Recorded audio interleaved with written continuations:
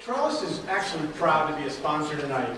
The subject today is important, and we're so glad that so many people kind of came out to see social media and learn about how it applies in business and in growing your business.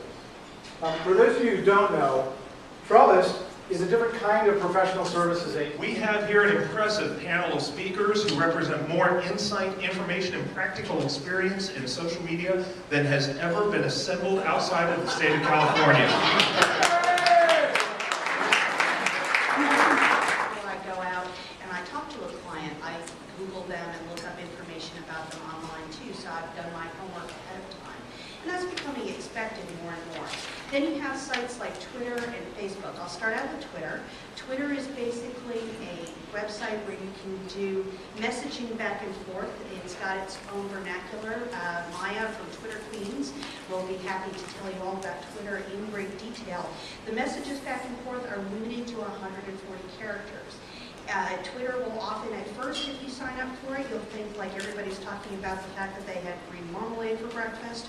But soon you find out that a lot of that ambient information that you find out about where people are, then if you meet them in person, you can say, oh, hey, I noticed that you went to the mall the other day. What did you end up getting at the Apple Store? And it's a great conversation starter. So sometimes, even in the trivia, there's information that you end up using later on. It's also a great way to share out links to other news sites, other media, other things that you want to do. Twitter currently has about 23 million people with accounts. You'll find a lot of news organizations like CNN taking questions now via Twitter. The governor just signed up for a Twitter account, and Delaware Emergency Management has different accounts.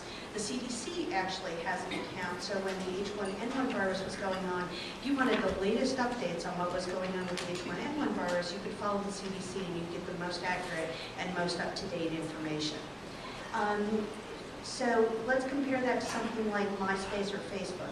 MySpace tends to be a very young-oriented website, a lot of musicians and entertainment clients. It has 49 million users on a monthly basis, and it's tended to fade a little bit in popularity compared to Facebook.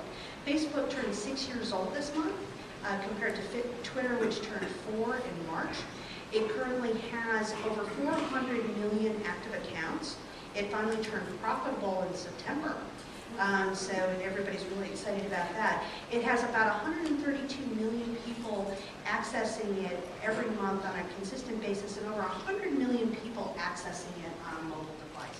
Once we got past the point that many of you may find yourselves in of selling your executive team on why we need to go out there and engage, we're in a regulated industry. We can't breathe half the time without jumping through hoops with legal, regulatory, and compliance. So the idea of having real-time conversations, as you can imagine, was a little bit terrifying to some executives.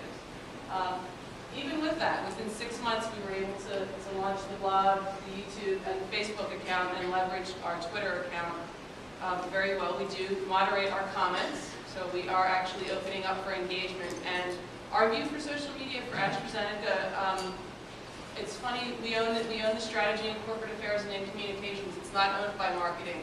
We've taken a little bit of a separate slant that it's not the strict marketing tool, it's our communications and engagement tool. What's really important in thinking about social networks is that they're really part of an integrated media plan.